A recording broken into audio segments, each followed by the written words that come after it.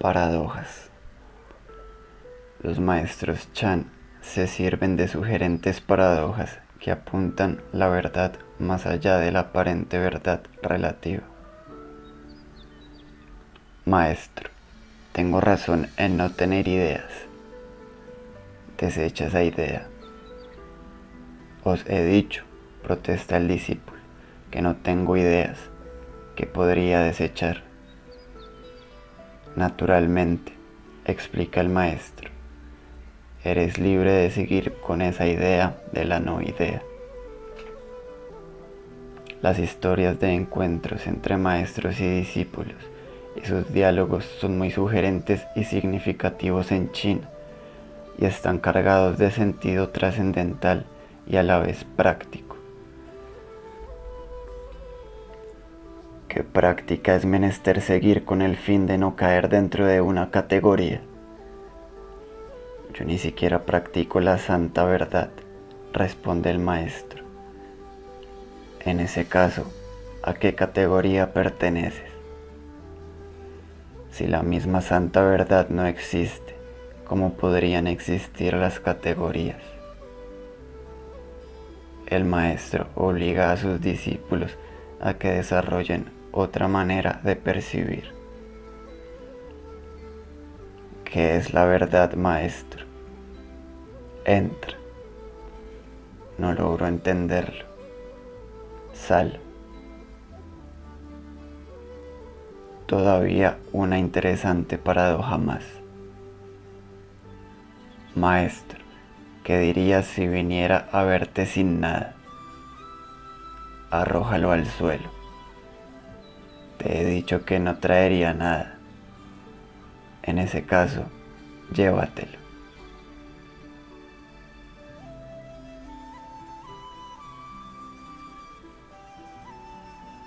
La prueba de la campana.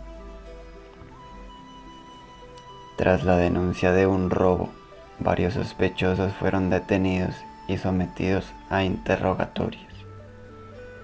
Rechazaron unánimemente haberse involucrado en el caso y se declararon todos inocentes.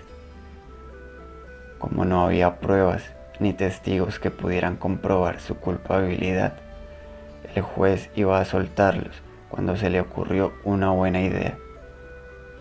Les dijo entonces a los detenidos: fuera de la ciudad hay un templo budista famoso por su campana misteriosa.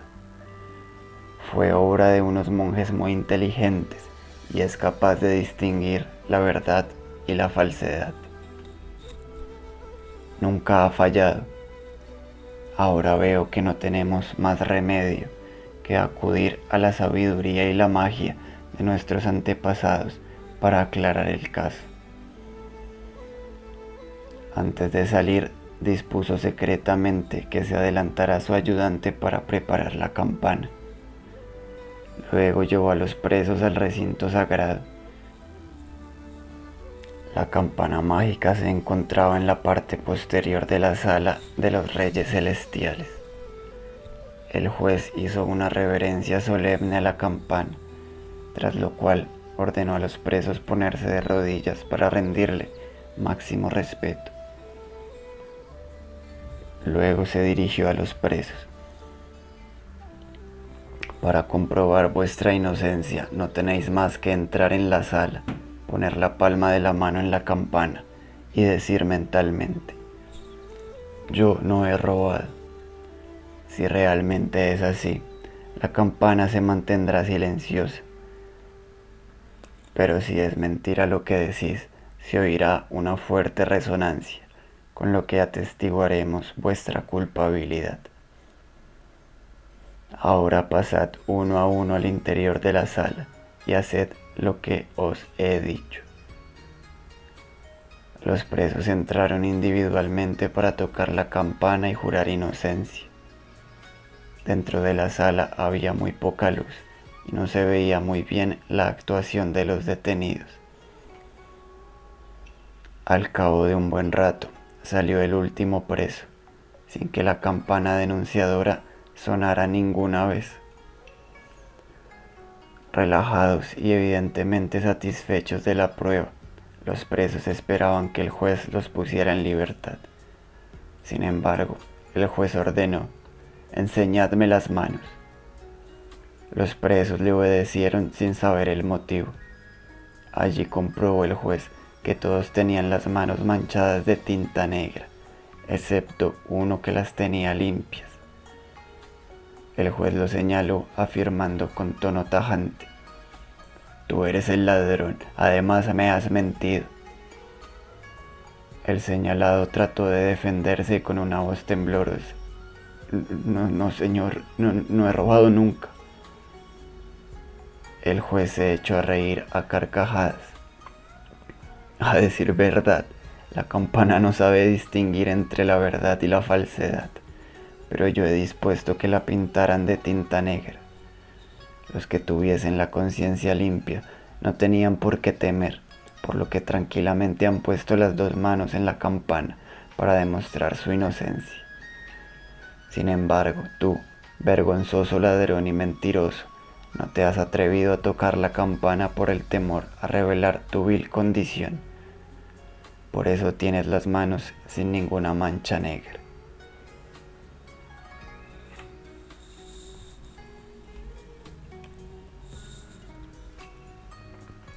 La vela. Se cuenta que el noble Ping de Singh había cumplido 70 años. Tenía un músico ciego también de avanzada edad, que además era su confidente. El noble se lamentó: qué pena ser tan mayor. Ahora, aunque quisiera estudiar y emprender la lectura de libros importantes, ya es demasiado tarde para ello. El músico ciego preguntó: ¿por qué no enciende la vela? El noble se quedó perplejo con aquella respuesta. Es que su súbdito trataba de mofarse de él. Dijo: ¿cómo te atreves, osado, a bromear con tu señor? La irritación del noble era evidente. Jamás bromearía un pobre músico ciego como yo con los asuntos del señor. Nunca osaría una cosa tal, pero prestadme un poco de atención. He oído decir que si un hombre es estudioso en su juventud, se labrará un futuro brillante, como el sol matinal. Si estudia cuando ha llegado una edad mediana, será su futuro como el sol de mediodía. Si empieza a estudiar en la ancianidad, lo será como la llama de una vela. Aunque la vela no es muy brillante, por lo menos es mejor que andar a tientas en la oscuridad. Ese mismo día, el noble comenzó a estudiar.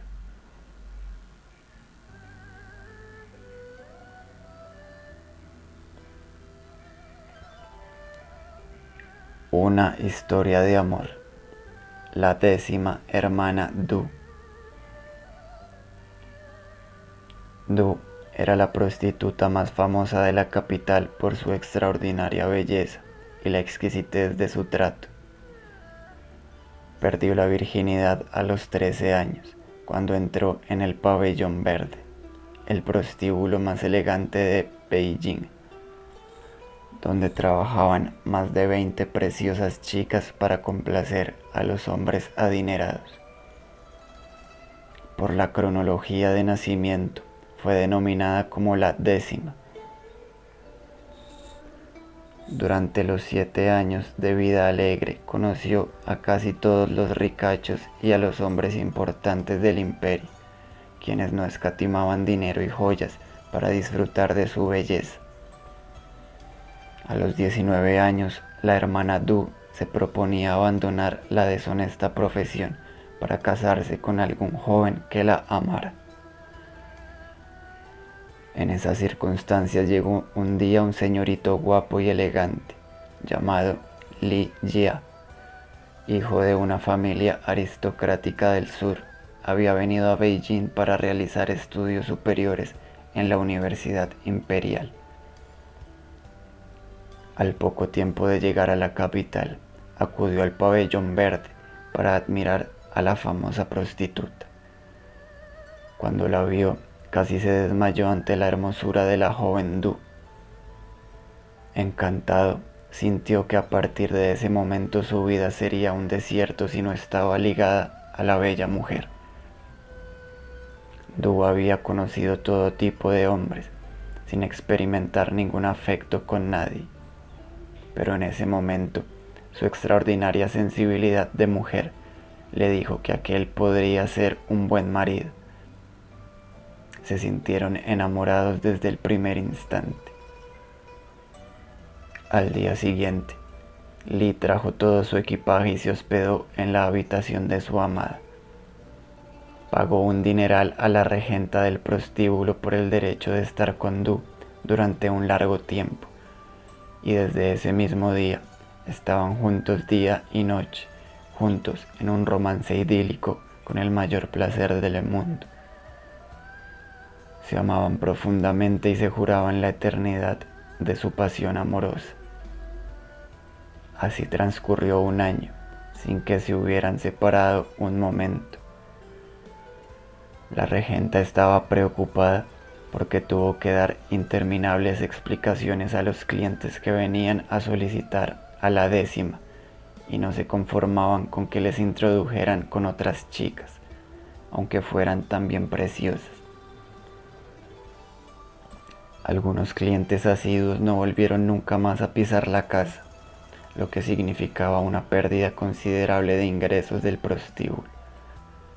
Por lo tanto, tan pronto como venció el plazo de exclusividad de la hermana Du, intervino la regenta para cortar su interminable romance, convertido ya en un matrimonio para ella.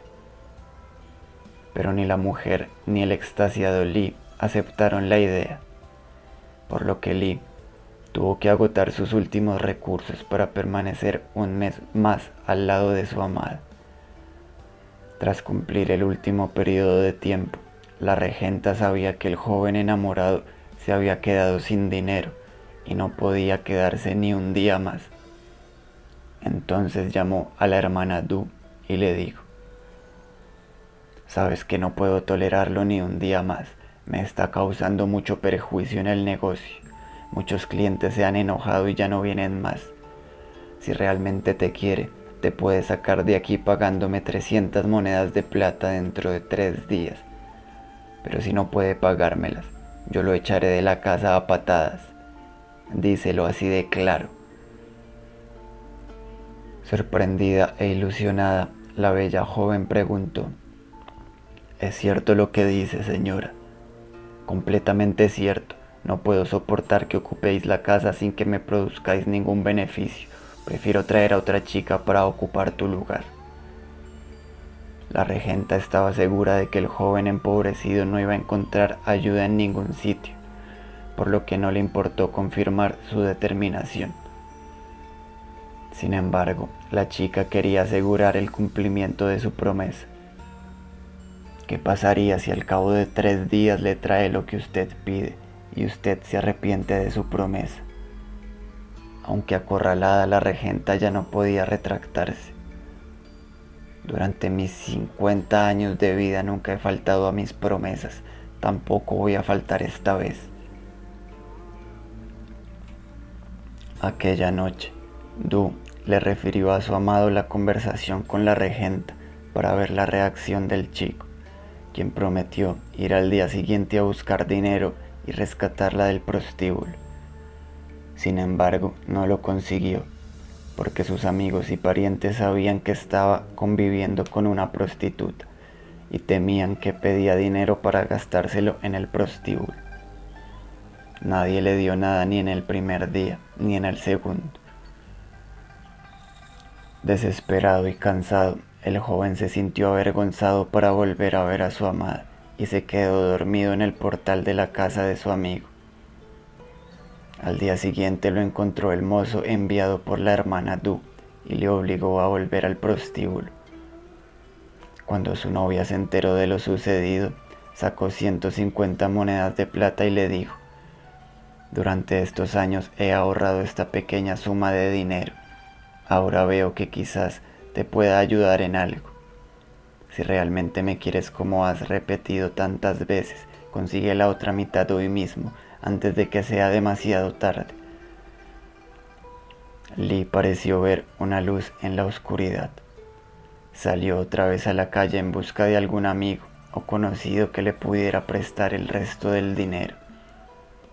Por la noche volvió loco de contento porque un amigo de su pueblo le prestó el dinero que necesitaba. Al día siguiente, antes de que se levantaran, la regenta ya estaba llamando a la puerta diciendo en voz alta: «Joven, hoy se cumple el plazo, no puedo esperar ni un minuto más. ¿Me entregas el dinero o mando que te echen a la calle?» Se abrió la puerta. Apareció la hermana Du, quien le dijo: «Señora, durante 8 años me he humillado y sacrificado para que su caja se llenara de monedas de oro. Hace unos días usted me ha prometido la libertad si mi novio le pagaba 300 monedas de plata. Aquí tiene el dinero, no falta nada. Tómelo y déjeme en libertad. De lo contrario, él se llevará el dinero y yo me suicidaré delante de usted». La regenta nunca había pensado que pudiera conseguir el dinero, pero ahora, ante la difícil disyuntiva, montó en cólera, ordenando que salieran de la habitación y los echó a la calle. Por fin, la 10ª hermana Du estaba libre, pero salvo la ropa usada que llevaba puesta no tenía nada. Tuvieron que acudir a la casa de una amiga para asearse y pedir algún dinero para el viaje. La mujer se alegró de que Du hubiera conseguido la libertad. Llamó enseguida a la otra amiga que tenía la misma profesión, y las dos le regalaron ropa y algunas joyas a la recién liberada. Habilitaron una espaciosa habitación para que se alojara temporalmente la joven pareja. Esa misma noche organizaron una suculenta cena a la que acudieron una docena de bellas cortesanas. El día de su partida, muy de madrugada, cuando la joven pareja subió al carruaje para emprender el viaje hacia el sur, vinieron a despedirse todas las amigas de la preciosa mujer. Trajeron un cofre y se lo dejaron en las manos de Du, diciéndole: «Esta caja contiene unas monedas que hemos juntado para ayudaros un poco en el viaje. Esperamos que seáis felices para toda la vida». Du les agradeció la gentileza y guardó el cofre sin abrirlo. Viajaron varios días en un carruaje hasta llegar a un río que les conduciría hacia el sur. A los pocos días agotaron el dinero que llevaban. Para continuar el viaje, Du abrió la caja y sacó un sobre rojo que contenía 50 monedas de plata. Alquilaron un barco privado con remero y siguieron el viaje. Lee había tomado la decisión de ir a Hangzhou para instalar primero a la mujer, mientras que él iría a su casa para convencer a sus padres y conseguir su conformidad con el matrimonio. Una noche, mientras estaban anclados en un embarcadero, se les acercó un barco privado de lujo en el que viajaba un joven comerciante de sal. Al día siguiente, cuando el comerciante vio por casualidad la bellísima cara de Du, cambió su plan de viaje y persiguió su barco durante todo el día. Al final, pudo entablar conversación con Lee, a quien le invitó a cenar en un restaurante del puerto. El comerciante de sal era más o menos de la edad de Lee y había conocido muchas mujeres de vida alegre durante sus largos viajes, pero jamás había visto una chica tan guapa. Tras más de 20 copas de licor, se hicieron amigos confidenciales. Lee le contó todo lo que había pasado en estos 2 años y al final reveló su preocupación por la dificultad de conseguir el consentimiento de sus padres para poderse casar con una mujer de esa índole. El comerciante agravó el desasosiego del joven diciendo: «Tus padres jamás van a consentir que te cases con ella. preferirían morir antes de ver su dignidad manchada y su reputación por el suelo. Además, ese tipo de mujeres suelen engañar a los hombres. Si la dejaras sola en una ciudad como esta, antes de 10 días te volvería a ser infiel y a engañarte. Probablemente ella tiene viejos amigos en el sur, así que en cuanto vuelvas de casa, ya se habrá marchado con ellos dejándote abandonado. Sobre todo ahora que vas a tener que afrontar la severa mirada de tus padres, los pondrás enfurecidos si vuelves a casa con las manos vacías para contarle que has gastado todo el dinero en burdeles sin haber hecho ningún estudio. Los vas a matar vivos con esa ocurrencia. Al oír sus razonamientos, el joven Lee empezó a vacilar. ¿Qué hago entonces? ¿Por qué no me la cedes por 1000 monedas de plata? Así tendrás dinero y les contarás que todo eso es mentira, que has estado estudiando y aún te queda bastante dinero. De esta manera te creerán plenamente. Así también te librarás de esa mujer que seguro te va a engañar. Lee se sintió mareado y totalmente perturbado. Se limitó a decirle que consultaría con su mujer. Cuando llegó pasada la medianoche, borracho y malhumorado, la hermana Du aún lo esperaba con las velas encendidas. Le preguntó si quería tomar algo de lo que había preparado. Como lo vio menear la cabeza, le quitó los zapatos para que se tumbara en la cama. De repente, el joven empezó a llorar. Extrañada, Du le preguntó qué había pasado. Lee le contó lo que le propuso el comerciante de sal. Después de escucharlo, con los ojos inundados de lágrimas, la bella mujer le preguntó con ansiedad: ¿qué piensas de esa sugerencia? Perturbado y dolorido, el joven le dijo sollozando: no sé qué hacer, es tan difícil para mí. Por un lado, tengo miedo de que mis padres se enojen si me caso contigo. Por el otro, te quiero mucho y sería un martirio para mí perderte. No sé qué hacer. La cara de la bella mujer se volvió trágicamente serena. Quien te ha propuesto esto es una persona generosa y razonable. No veo ninguna mala intención en su comportamiento. Además, recuperarás el dinero para salvar tu reputación ante tus padres. A mí no me importaría ir con otro hombre. Así también me evito sufrir la penuria y la inseguridad de esperarte. Pero es importante que te dé el dinero que ha prometido. ¿Cuándo te lo dará? Mañana, si estás de acuerdo con este arreglo. Perfecto. Duerme ahora para contar bien el dinero mañana. El hombre concilió el sueño enseguida, mientras la mujer empezó a cambiarse y a maquillarse con sumo cuidado.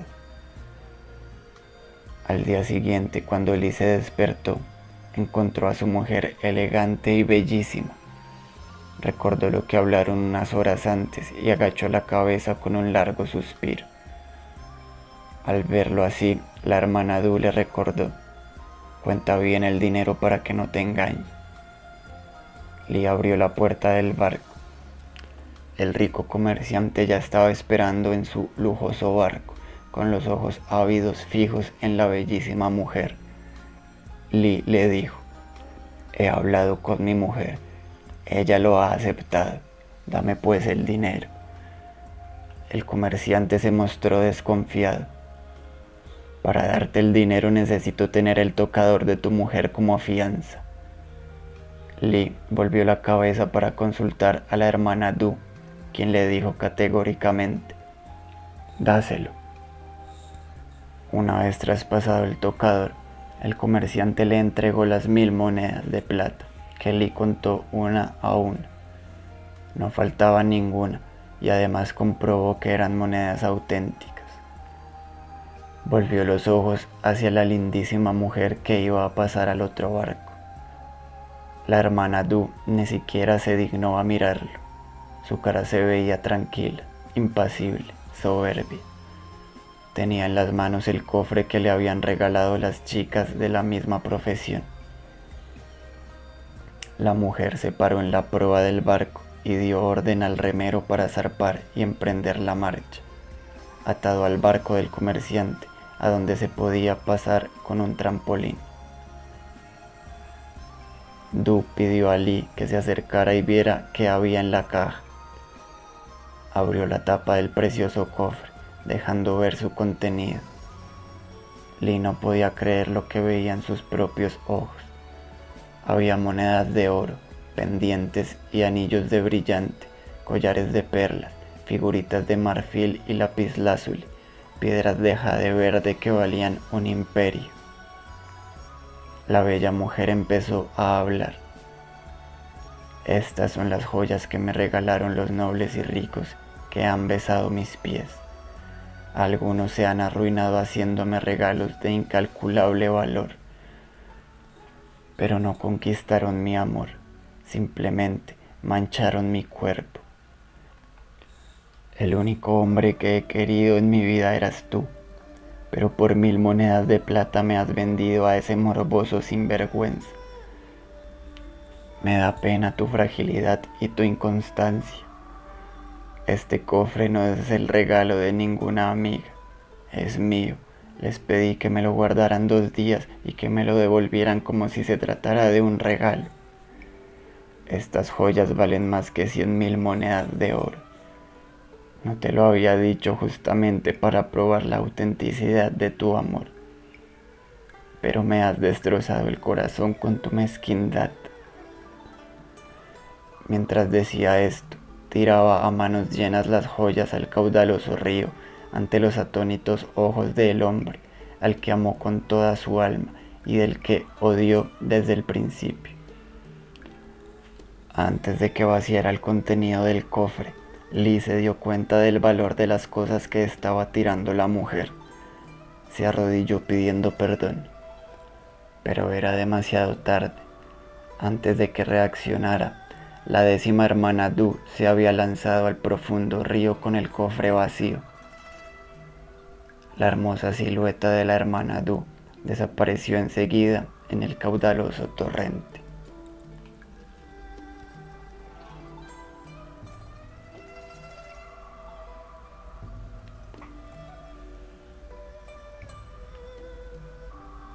Una sentencia acertada. Tras el fallecimiento de un viejo cortesano, se produjo una violenta disputa por la herencia entre sus 2 hijos. Se peleaban por llevarse la mejor parte del patrimonio familiar, en continuos pleitos escandalosos, desde el reparto de los terrenos hasta la división de unos objetos insignificantes, sin la menor consideración del amor fraternal. Por muy equitativo que fuera el reparto, siempre se imaginaban que el otro se llevaba algo más. Se sometieron al arbitraje del tribunal, sin que el juez pudiera determinar realmente cuál de los 2 se había quedado con un poco más de la herencia. Ante la imposibilidad de dictar una sentencia justa, el tribunal relegó el difícil caso al juicio del mismo emperador. Tampoco le fue nada fácil al monarca formular un veredicto para dar fin a la interminable pugna. En esa condición, el primer ministro Chang se ofreció a resolver el litigio. Si su majestad me considera autorización, yo podría terminar rápidamente con el caso.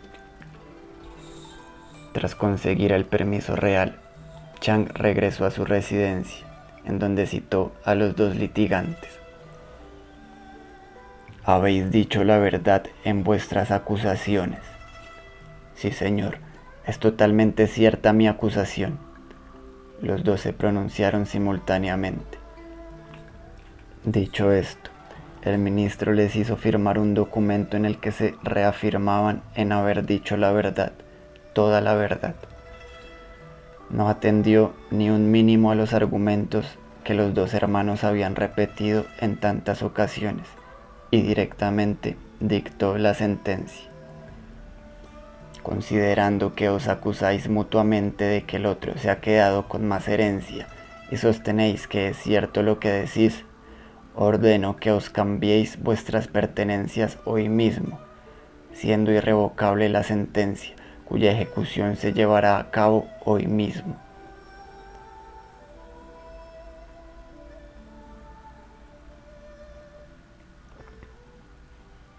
¿Quién hace el ruido? Era un maestro Chan. Apenas era visitado por ningún aspirante espiritual, pues se había ganado fama de severo y sus métodos de enseñanza eran muy peculiares. Pero llegó a la ciudad un buscador de otro lugar muy distante del país y quiso comprobar que realmente se trataba de un maestro peculiar. No soy fácilmente desconcertable, dijo con cierta presunción a quienes le advirtieron. Llegó ante el maestro.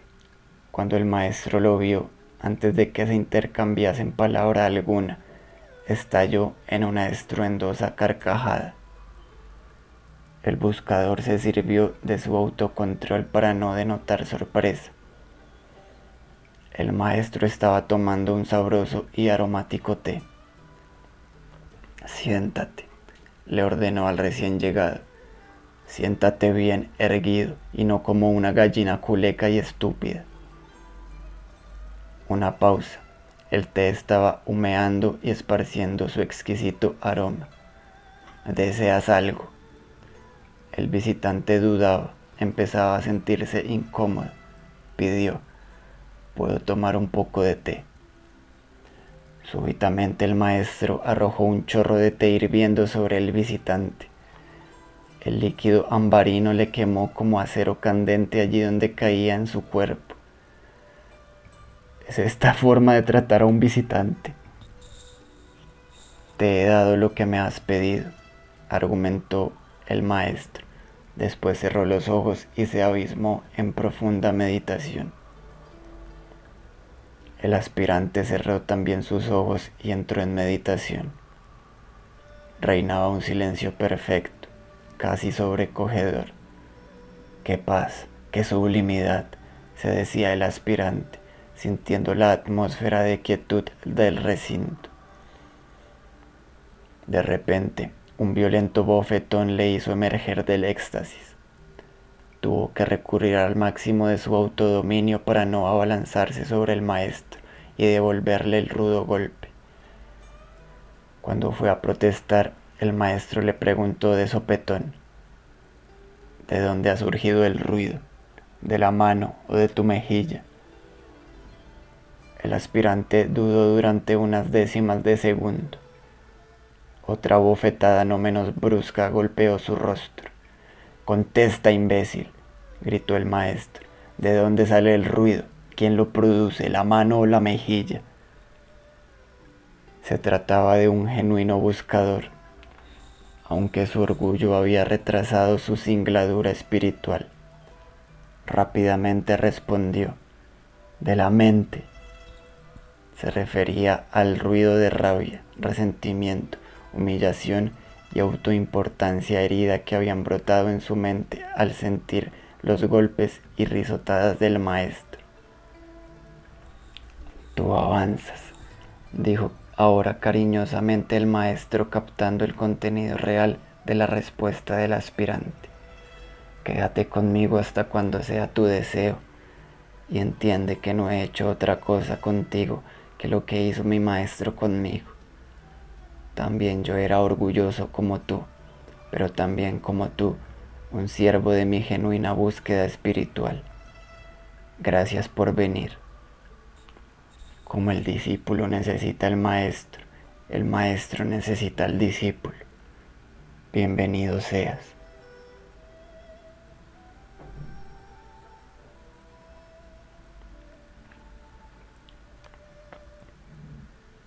La trampa de los barcos con figuras de paja.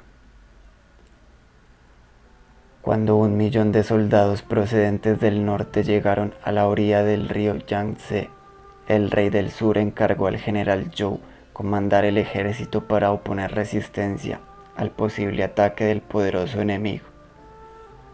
Zhou era muy inteligente, pero no toleraba que los demás le llevaran ventaja en ingenio. Odiaba a un estratega superdotado llamado Kong Ming, quien había frustrado en varias ocasiones las intrigas que el envidioso general Zhou había fraguado contra él. Furioso y resuelto a eliminarlo a toda costa, el general Zhou tendió otra trampa a Kong Ming.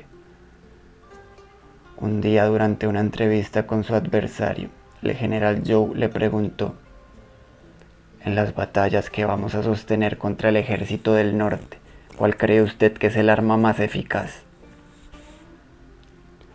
En la guerra sobre las aguas del gran río destaca la importancia del arco y la flecha, contestó Kong Ming. A Zhou le brillaron los ojos, pero se fingió con preocupación. Pero justamente eso es lo que falta a nuestro ejército. Por lo tanto, si no le importa, le rogaría que me ayudara a fabricar 100.000 flechas para fortalecer nuestra resistencia. ¿Para cuándo las necesita? Para dentro de 10 días. Le marcó un plazo imposible de cumplir. Además, estaba dispuesto a poner cuantas trabas pudiera para dificultarle la gestión. Sin embargo, para su promesa, al inteligente estratega le pareció extremadamente largo el plazo. Estamos en una situación peligrosa. El ejército enemigo puede atacar en cualquier momento. Por lo tanto, me comprometo a entregárselas en 3 días. Zhou se quedó totalmente sorprendido. Está bromeando. Sabe que el incumplimiento de una orden en el ejército se castiga con la pena de muerte.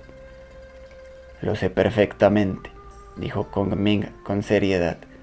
Estoy dispuesto a exponerme a la condena si no logro entregárselas. Le ruego que al cabo de 3 días envíe a 500 soldados a la orilla del río para recoger las flechas. Acepto su palabra. El general contestó con severidad, mientras que interiormente festejaba que su enemigo hubiera caído en la trampa. Después de la entrevista, el consejero del general comentó al general Zhou: no entiendo por qué redujo el plazo a tan solo 3 días. Porque, aunque es muy inteligente, es vanidoso y quiere arriesgar la vida en algo que le es imposible de conseguir. Esta vez caerá sin remedio por ser engreído. Zhou se rió a carcajadas. Durante el primer día, ningún herrero del ejército recibió el pedido ni siquiera de una flecha. El segundo día, Kong Ming se limitó a ordenar a su gente preparar 20 lanchas rápidas, cada una con 30 soldados a bordo. El tercer día mandó a hacer 1000 espantapájaros de paja y que los colocaran a proa de los barcos. Todos los trabajos preparativos se realizaron discretamente, sin que se cundiera la noticia. Mientras tanto, Kong Ming no salió de su casa. Los espías enviados por el general Zhou informaron que el encargado de la fabricación de flechas no hacía otra cosa que leer, beber y pasear. A Zhou le extrañaba sobremanera la tranquilidad de su adversario. Pero al tercer día por la noche, Kong Ming abandonó la casa y se dirigió a la orilla del río, donde estaban anclados los 20 barcos cubiertos con lonas. Ordenó amarrar los barcos para formar una larga cadena. A medianoche, zarpó la flota con las figuras de paja a bordo. Cuando llegaron al centro del río, los navegantes destaparon la cubierta de los barcos y se colocaron detrás de las tupidas figuras, protegidos por muros de paja de casi 2 metros de alto. Mientras tanto, una densa niebla empezó a cubrir la superficie de las aguas. Faltaban aún 2 horas para amanecer y la flota se dirigió a la orilla norte, ocupada por el ejército enemigo. Cuando se aproximaron lo suficiente, los ocupantes de la flota empezaron a batir tambores y gritar a viva voz para simular un ataque al campo enemigo. Los generales del norte al oír el estrepitoso ruido de tambores y voces, creyeron que se trataba de un ataque en masa del ejército del sur, aprovechando la intensa niebla. Ordenaron a todos los arqueros alinearse en la orilla y disparar contra la flota que se acercaba en medio de la intensa niebla. Ráfagas de flechas dieron en las fantasmales figuras, haciéndolas tambalear ligeramente, mientras que los navegantes avivaban las voces y producían mayor percusión en los tambores. En la oscuridad, 20.000 arqueros enemigos dispararon contra la flota con miles de guerreros en la cubierta, que se mantenían en pie milagrosamente, a pesar de la lluvia de flechas. Poco a poco se aclaraba el día y la niebla se hacía menos densa. Los arqueros seguían disparando contra la ruidosa flota, creyendo que sus flechazos les impedían acercarse a la orilla. Pero cuando los primeros rayos del sol disiparon la niebla, se dieron cuenta de que habían estado disparando contra unas figuras de paja que seguían en pie en la cubierta, convertidos en verdaderos blancos. Antes de que salieran los barcos de guerra enemigos, las 20 lanchas ligeras ya navegaron río abajo velozmente, cargados de flechas de regalo. Al cabo de 2 horas, llegó la victoriosa flota al puerto del sur. Allí esperaban los 500 soldados y un pelotón de guardias preparados para detener a Kong Ming, con la seguridad de que no podía cumplir la orden. Pero, para su gran sorpresa, vieron que llegaban unos barcos cargados con más de 100.000 flechas.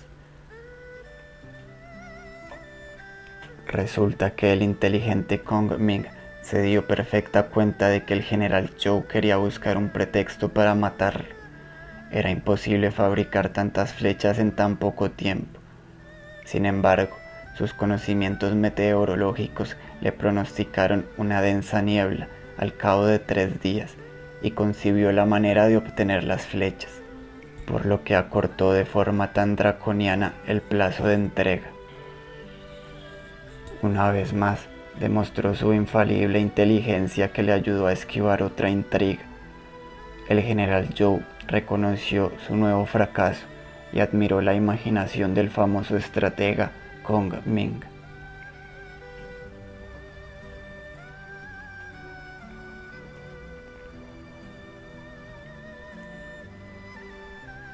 Los gansos y la caligrafía. Todas las mañanas, después de varias horas de práctica, Wang Yiji, el famoso calígrafo, aclaraba los pinceles y tinteros en el estanque de loto frente a su puerta. Luego, antes del desayuno, daba un paseo para contemplar los gansos blancos nadando en el lago del oeste. Le llamaba siempre la atención el movimiento gracioso de sus patas, que, según los maestros de caligrafía, se asemeja al movimiento de la muñeca cuando se escribía al estilo de la hierba.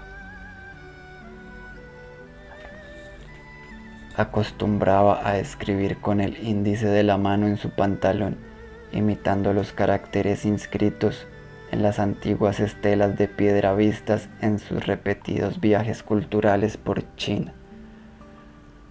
Estos hábitos le atrajeron frecuentes quejas de su mujer, porque las aguas del estanque quedaban totalmente negras de tinta y las ropas se desgastaban rápidamente en la zona donde trazaba diariamente los ideogramas con los dedos.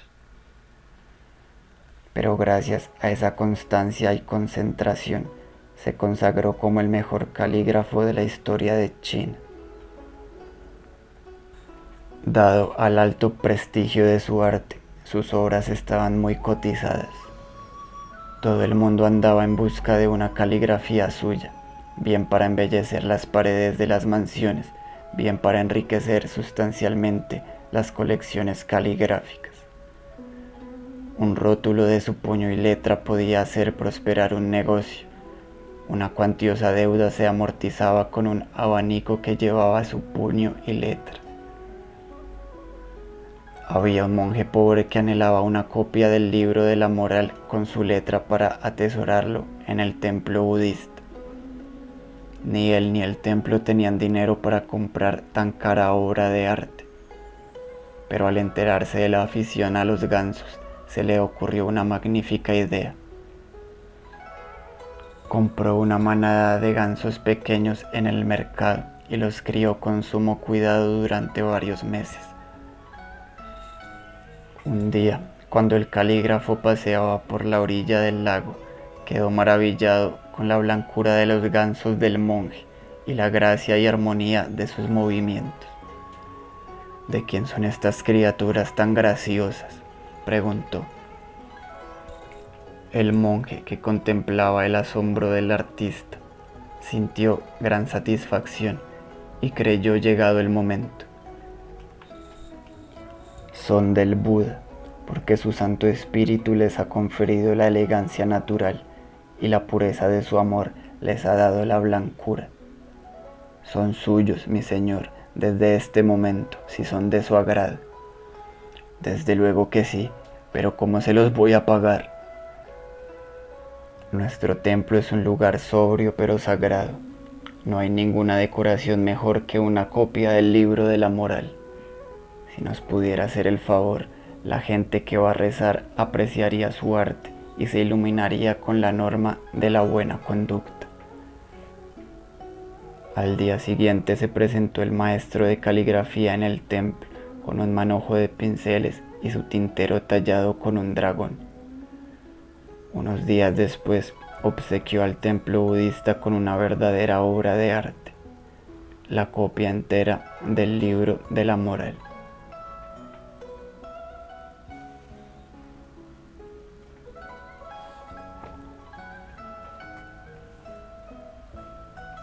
Más allá del conflicto. El maestro Chan tenía discípulos que con frecuencia le exponían sus dudas, sus cuitas, sus conflictos y zozobras. Todo ello está en la mente ordinaria, que es a menudo como un monstruo que enreda y roba la felicidad, creando tensión, oposición y contradicciones irreconciliables. Como dicen los maestros, con demasiada frecuencia añadimos fricción a la fricción, sufrimiento al sufrimiento, en lugar de fluir como un ágil torrente. Había un discípulo cuya mente era un hervidero de tensiones y vacilaciones. Venerado maestro, dijo, si nos vestimos y comemos todos los días, ¿cómo podemos escapar a la monotonía de tener que ponernos la ropa y comer los alimentos? Nos vestimos y comemos, repuso tranquilamente el maestro. No comprendo, replicó el discípulo. Y el maestro dijo, si no comprendes, ponte la ropa y come.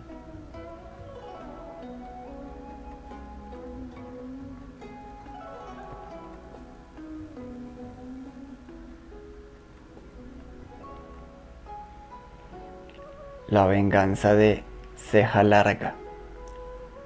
En el reino Chu había un famoso artesano de espadas. Las armas que él templaba eran terriblemente afiladas. Una vez recibió la orden real de forjar una espada para el rey.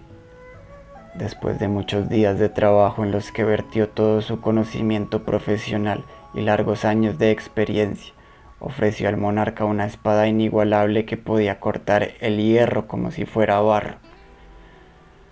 El rey se alegró al ver el arma más potente del mundo, pero por temor de que el maestro pudiera hacer otra igual para otros monarcas, mandó asesinarlo.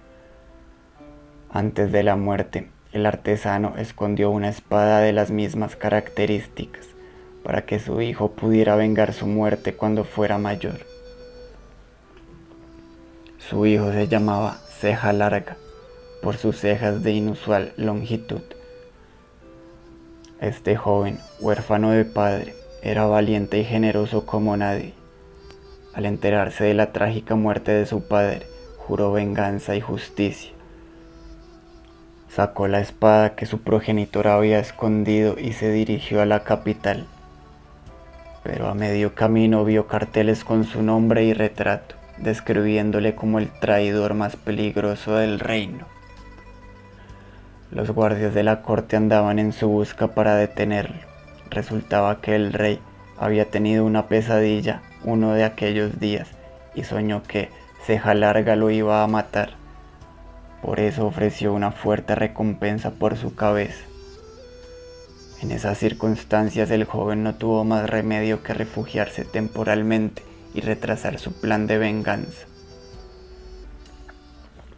Transcurría el tiempo con creciente desesperación.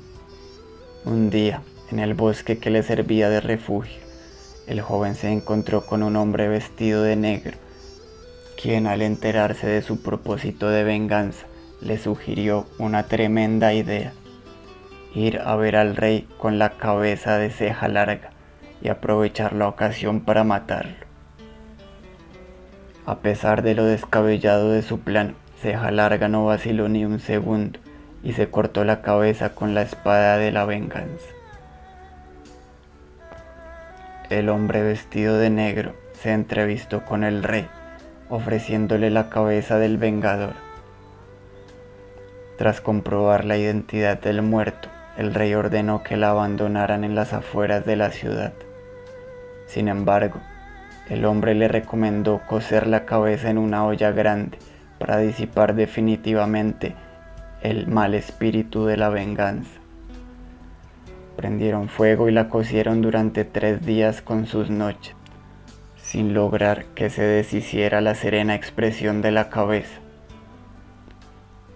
El hombre vestido de negro sugirió al rey que se asomara a la olla para que su majestuosidad se impusiera al espíritu siniestro. El rey lo hizo, momento que aprovechó el héroe, quien, sacando hábilmente la espada de la venganza, decapitó al monarca. La cabeza real rodó hacia la olla de hirviente agua, en la cual se desencadenó una lucha dantesca con el hijo del artesano. Se hundían y volvían a flotar entre el hervor de las aguas con mordiscos y cabezazos, sin poder definir quién era el vencedor. El hombre del vestido negro se desesperó y se cortó la cabeza para ayudar al hijo del artesano. Estuvieron 7 días luchando en la enorme olla, hasta que se deshicieron las 3 cabezas. Los cortesanos, aterrorizados por la lucha infernal de los espíritus, no podían identificar la cabeza del rey. Tuvieron que dividir el caldo de la olla en 3 partes iguales y dieron sepultura real a los 3, denominando la tumba conjunta con el nombre de 3 reyes.